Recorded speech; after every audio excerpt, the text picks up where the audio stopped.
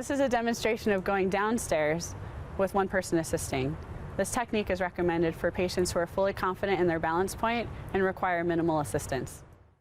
The patient should start sideways to the steps with their brakes on, while the spotter takes the anti-tippers off, as well as any backpack that might be there, and places these at the bottom of the steps. The spotter should then hold onto the patient's chair while the patient takes their brakes off. The patient is going to pop a wheelie. The spotter can assist if necessary, and then they're going to turn to face the step and roll up to the edge. The spotter is going to be standing sideways to the chair with one foot underneath the chair and their other foot back so that you have a wide, stable stance. The commands for going down are ready, lower. Ready is what the spotter will say to indicate that they are in position and ready to assist, and lower is what the patient will say when they're ready to go down one step. When lowering, the spotter is going to sit back on their back leg to counterbalance the weight of the chair as it goes down. So the sequence will look like this. Ready. Okay, lower. Once down on the step, the patient will place their hands at the front of the wheels and gently pull back on the wheels to regain their wheelie position.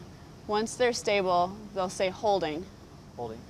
Which means that the back spotter can put one foot on the same step as the chair and they kick the other foot back.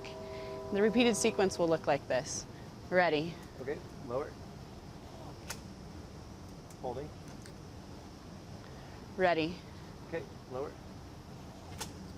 Holding. Ready.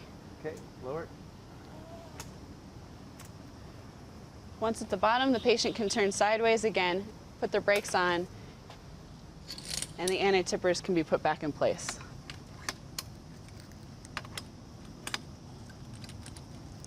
And that's how you go downstairs with one person assisting.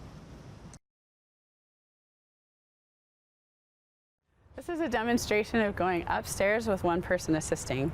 This technique is recommended for patients who are fully confident in their balance point and require minimal assistance. So start with the patient turned sideways to the steps with their brakes on. The spotter can remove the anti-tippers and any backpack that's on the chair and place these at the top of the steps. The spotter should hold on to the chair while the patient takes their brakes off and then backs up to the first step. The spotter should stand sideways to the chair with one foot on the first step and their other foot on the third step, either squatting down on the top step or kneeling on the top step so that they're low and close to the chair. If you think about sticking your butt out, that will help you to keep your back straight so that you're pulling with your legs and not with your back. The spotter is going to pull the patient back into their wheelie position, and the patient should be able to say where that position is. Good there.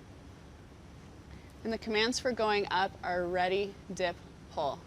Ready is what the spotter will say when they're in position and ready to assist. Dip and pull is what the patient will say. Dip means that the patient is going to be tilted past their balance point to create momentum to pull up the step. And then pull is when both the patient and the spotter will pull the chair up. So the sequence will look like this. Ready? Okay, dip and pull.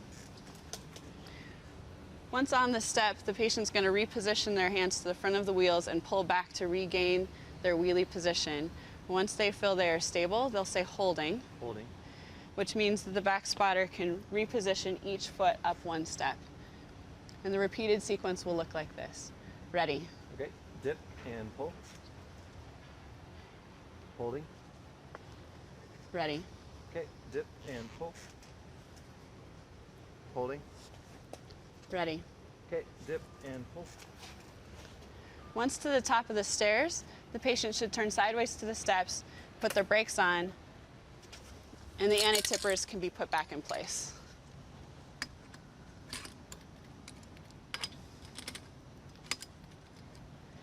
And that's how you go upstairs with one person assisting.